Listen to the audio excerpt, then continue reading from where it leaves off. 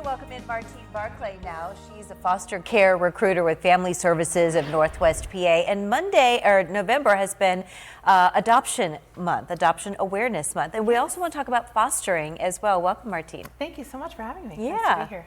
So talk about, the month is almost over, but it's never too late to talk about this. It's a very important issue. Absolutely. I mean, I think at different times through the year, it occurs to them maybe how blessed they are, how much they have to offer, or just the need that's there. And I think it's a natural reaction when we start thinking about holidays and we start gathering our people around to realize that not everybody has that, and that maybe we have a little extra that we could give. Yeah. And there are so many children locally waiting for adoption. Talk about some of those numbers. There are. So there are, at any given point during, just on any given day, there are 400 kids in Erie County who are in foster care. Unfortunately, the shelters are full, and whenever possible, we want them to be able to be with a family member to do kinship, but that's just not always an option. So there is that need always for people who are willing to take kids of different ages, especially the older kids. It's easier for people to think about taking in a baby, and it's harder when you imagine taking in a teenager. Right. Sure.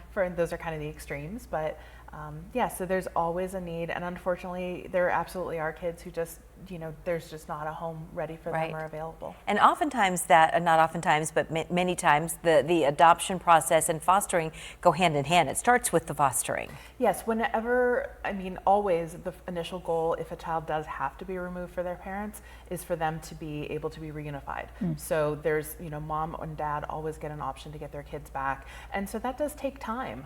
We know that birth parents struggle with various substance abuse disorders or other issues in their life that they need to be able to remedy in order to make their home and their family safe again, to be able to have that child back the way they need to be. So sometimes that takes time.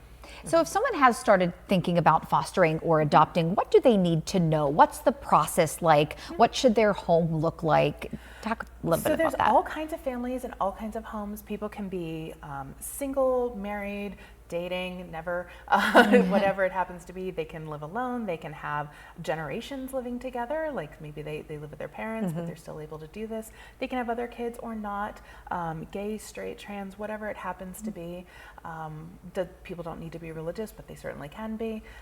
What you need to have is room in your heart, room in your home, a stable environment financially, not rich, but you need to have your bills paid, and people need to not be worried about, is there going to be enough food?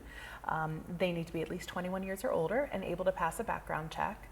And I would say the first thing to do is just say, okay, what is it that I'm worried about? What draws me to this? And then just come and ask questions.